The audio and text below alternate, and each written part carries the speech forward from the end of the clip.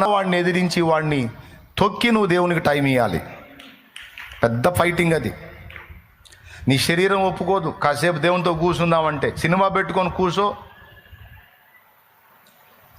3 గంటలైనా సరే కదలదు శరీరం. అసలు దానికి ఏ ఇబ్బంది ఉండదు. ఒక అరగంట కూర్చుందాం దేవుని సన్నిధిలో ఏకాంతంగా ప్రార్థనలో అని చెప్పు, నువ్వు అది రాదు. కాసేపు నిద్రపోయిపోదాం అంటది. సైతాను గాడికి సరుకు అందించేది ఎక్కడో లేదు, నీ దగ్గరే ఉంది. అది నీ శరీరమే, నా శరీరమే, మన శరీరమే.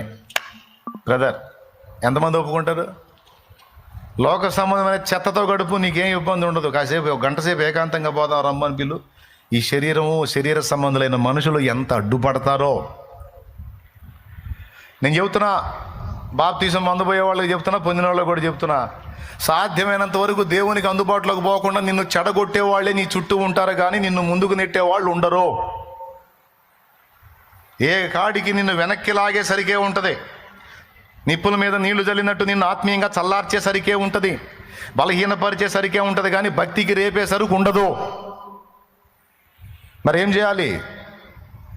అలాంటి వ్యక్తుల మధ్యలో ఉన్న నీకు నీవే దేవభక్తి విషయంలో సాధకం చేసుకోవాలి.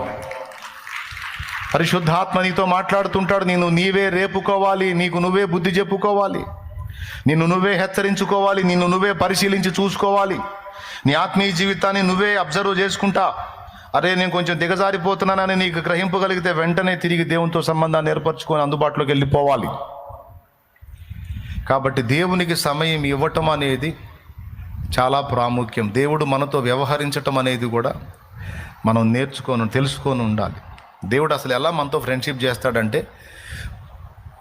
ఆయన సర్వాంతర్యామి, అన్ని చోట్ల ఉండువాడైన నీ కోసం ప్రత్యేకంగా ఒక వ్యక్తి వల్లే ఒక ప్రదేశానికి కట్టుబడి ఉంటాడు నీ కోసం.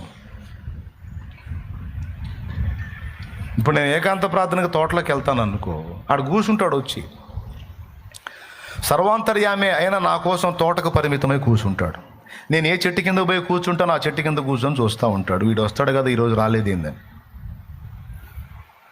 అర్థమైందా? నా కోసం అలాగ ఒక స్థలమునకు తన్ను తాను కేటాయించేసుకుంటాడు. నేను ఏ గదికి రోజు ప్రార్థనకు వస్తానో ఆ గదిలో ఆ రోజు వచ్చి కూర్చుంటాడు. మా ఆవిడ వస్తాడు ఈరోజు అని. జోక్ కాదు, నిజం. ఇది అర్థమైతే ఒక్కరోజు కూడా నువ్వు ఆయనతో గడపకుండా ఉండలేవు.